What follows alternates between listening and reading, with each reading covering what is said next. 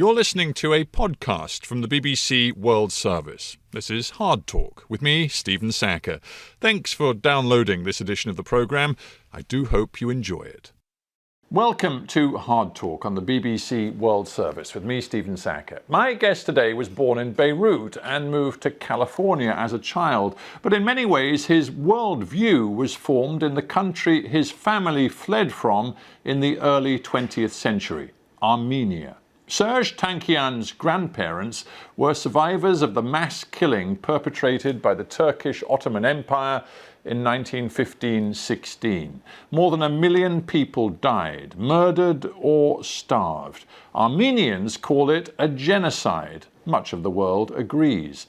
As a child raised in California, Serj promised his grandfather he would work tirelessly to have Armenian suffering acknowledged and the truth told. The vehicle for his activism? Heavy metal music. In the 1990s, Serj formed a band with 3 other Armenian Americans.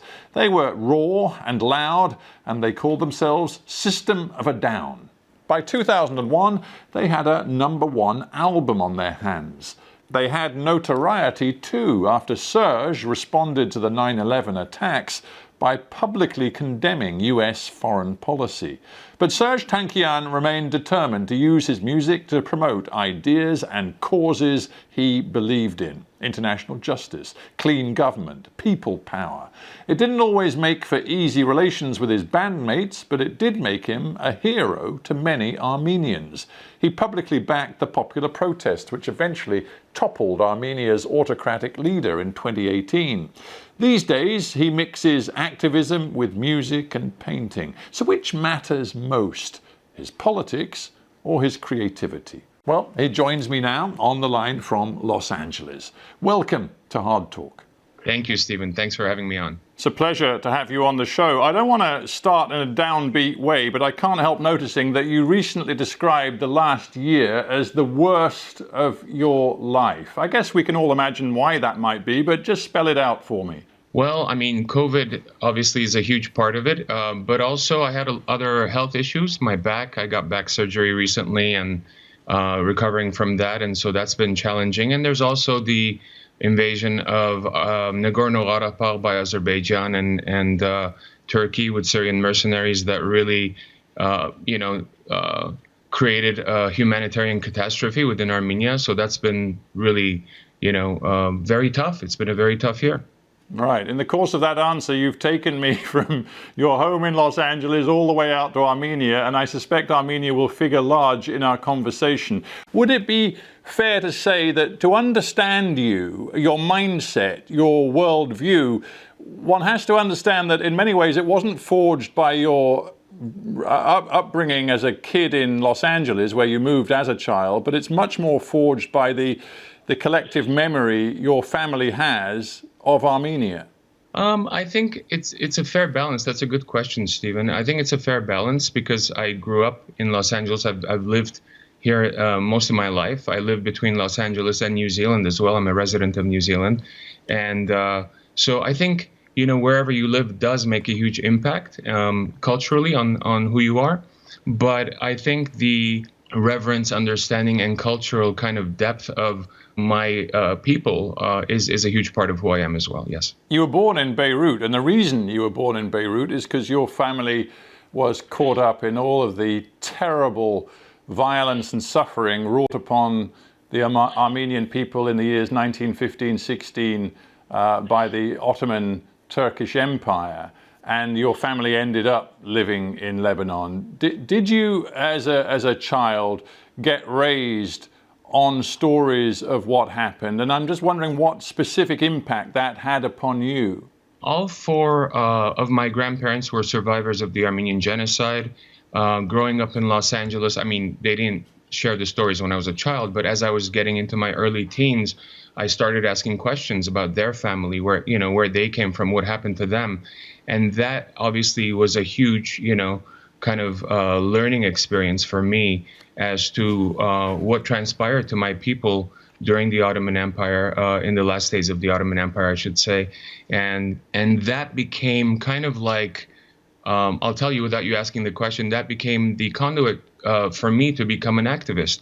When I learned about when I learned that the U.S. was trying to use the Armenian genocide, the G word as we call it, as political capital or economic purposes in dealing with Turkey, a NATO ally, it made me feel like there are probably so many other truths that are being either denied or, scrubbed under the carpet for geopolitical reasons or economic reasons. That made me an activist.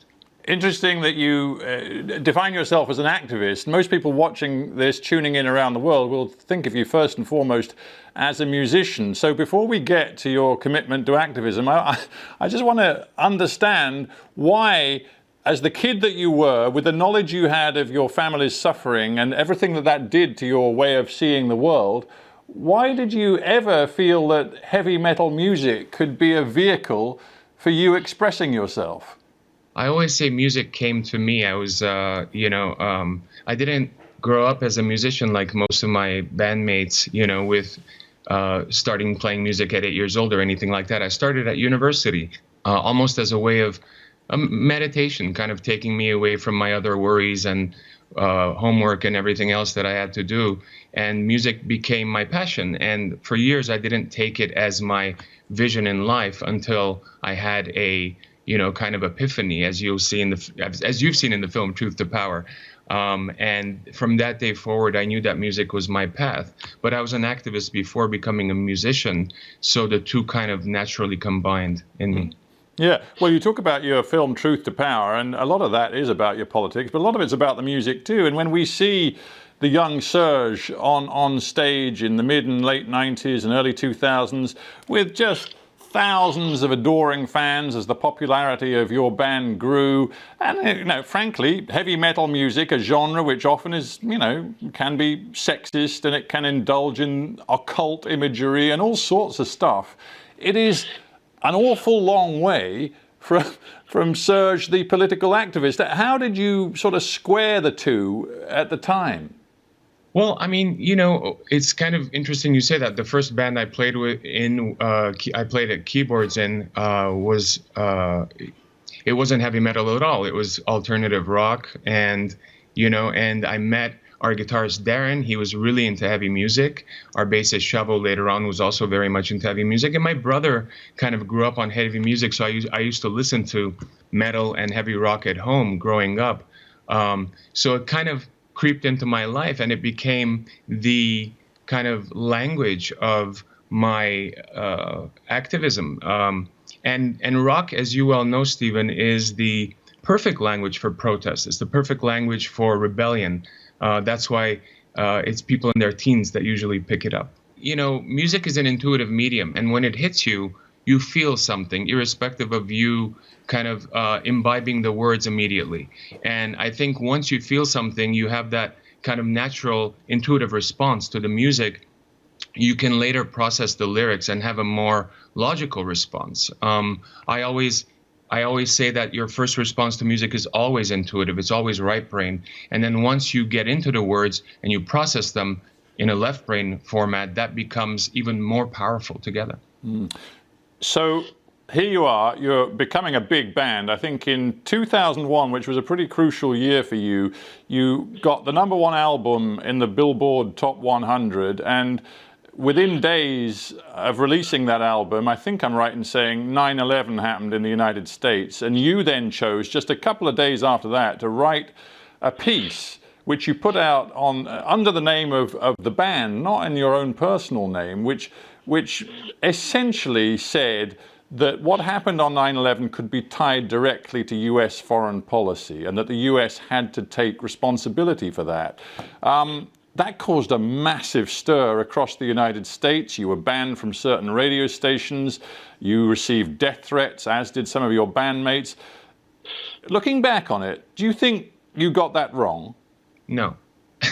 If you read Understanding Oil, which is the essay that I wrote on September 12 or 13 that I posted to the band's website, it's a very kind of balanced, as a young person, I was trying to understand what was going on. I felt very helpless. I felt scared as a citizen of the US, seeing those bombings. We all kind of were in trauma at the time. And I was trying to really understand how something like this could happen. And to do so, you have to look into history. You have to look into U.S. complicity in the different dictatorships that, have been running a good part of the Middle East, and those people coming from those dictatorships, specifically Saudi Arabia, which most of the terrorists were from. And so by doing so, you're trying to narrow down what's really happening, and also calling for a multilateral approach to going after whoever's committed these atrocities in terms of justice, and not the kind of George W. Bush cowboy response that we saw as a follow-up. So that's what I was trying to do. Right, but Serj, you if I may say so, you weren't a solo artist. You were part of a band, and bands are collectives. And the other three members of your band were also Armenian Americans, but were guys who did not necessarily share your politics. In a band, if you get completely political, not only does it turn off a lot of fans, which is understandable, but it's also not necessarily the goal of the other guys in your team. So were you selfish rather than collectivist? Well, no, I should say that I was responsible for posting a lot of stuff for the band and for the band's website at the time. So you have to look at that in reference. And I posted a lot of political commentary on almost a weekly, if not daily basis for the band's website. And that's something I just did. It's not something new that I just picked up because of the events that occurred. So for me, it was no different than what I had already been doing in that sense. But yes, I mean, there was a huge response, obviously. Sony at the time, that was our label, Columbia Records, they took down the writing off the website. We were about to start a tour during that time. You had television stations kind of warning that there might be other terrorist attacks, or red, orange, all these different flash danger signs. And we're in front of 20, 30,000 fans a night playing, our repertoire. It was a very stressful time. And of course, the band sat me down and goes, "What are you doing? Are you trying to get us killed?"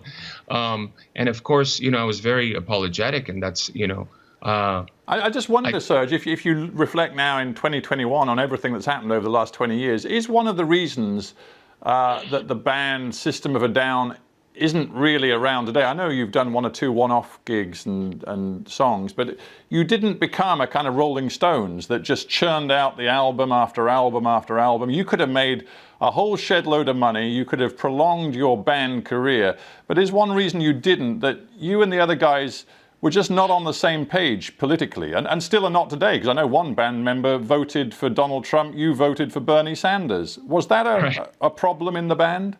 A band is an interesting dynamic, and I always say good bands have very varied dynamics, so that is definitely, it could be a part of it. I'm not exactly sure.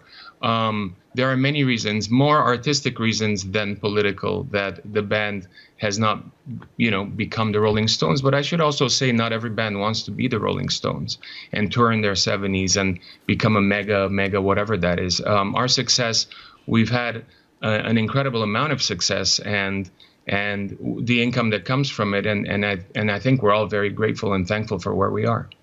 Let's then get back to the specifics of your activism and to Armenia, because in your fight, as you put it, for justice around the world, you became increasingly committed to the fight to see, better governance in Armenia, and you were very keen to join the street protests and the people power revolutionaries who were determined to bring down the long-serving president / Prime Minister of Armenia, who served for many years, Mr.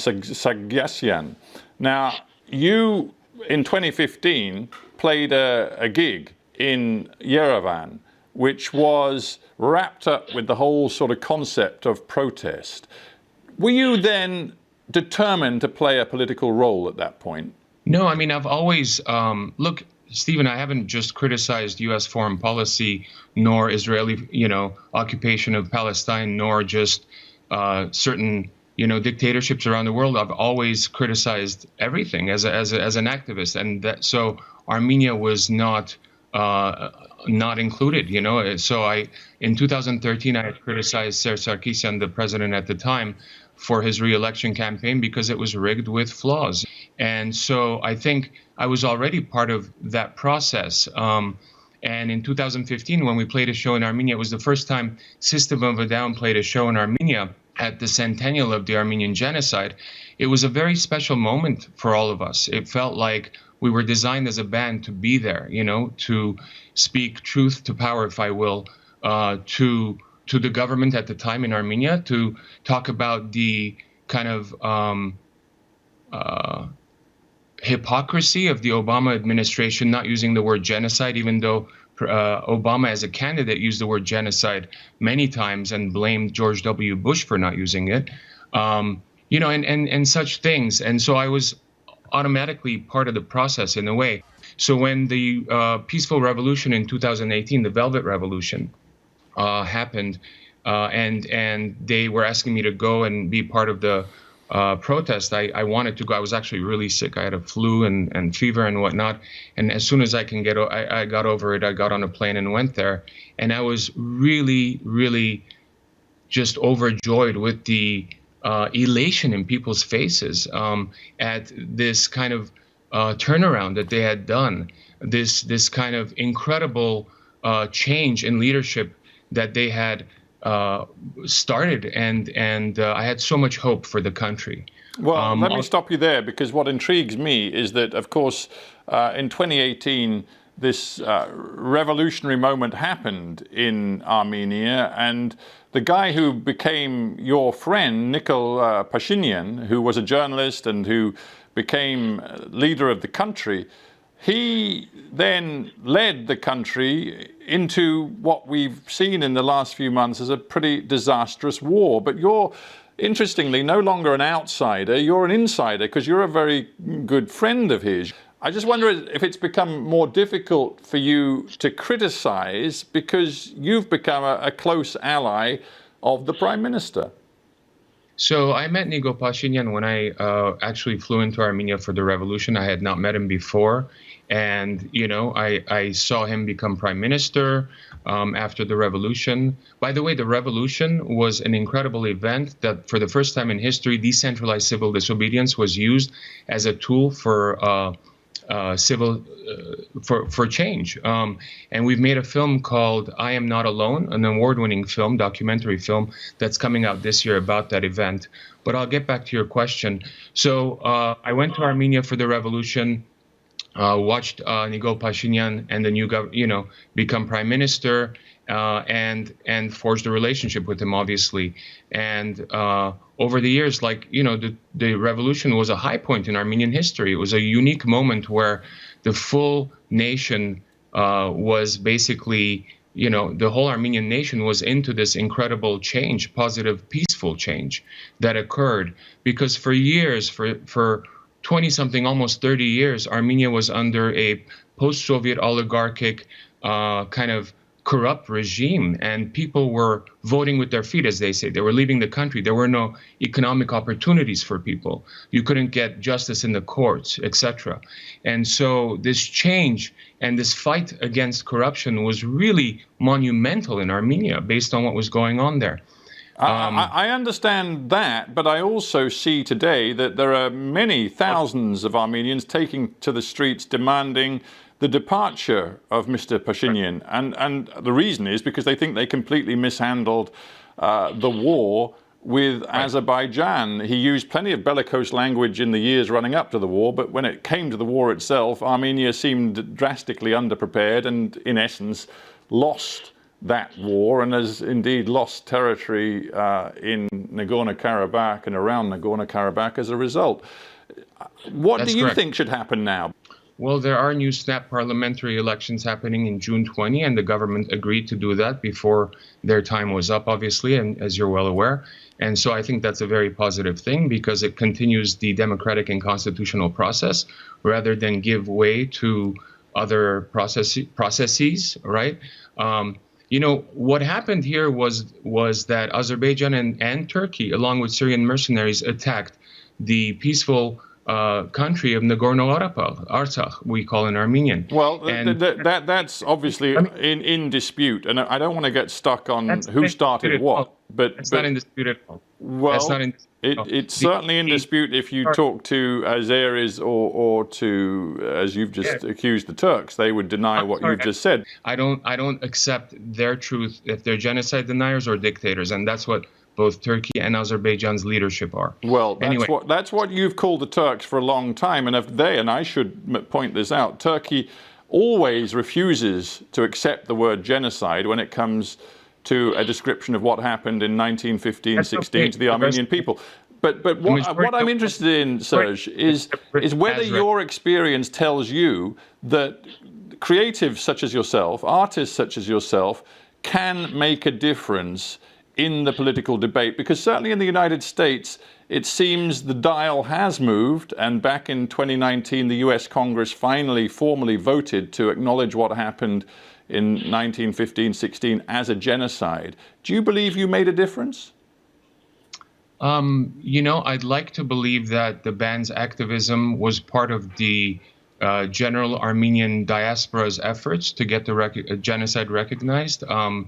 Even though we played a small part of it, I'm very proud of that. And I think we're fairly confident that President Biden is going to formally recognize the genocide this April as well.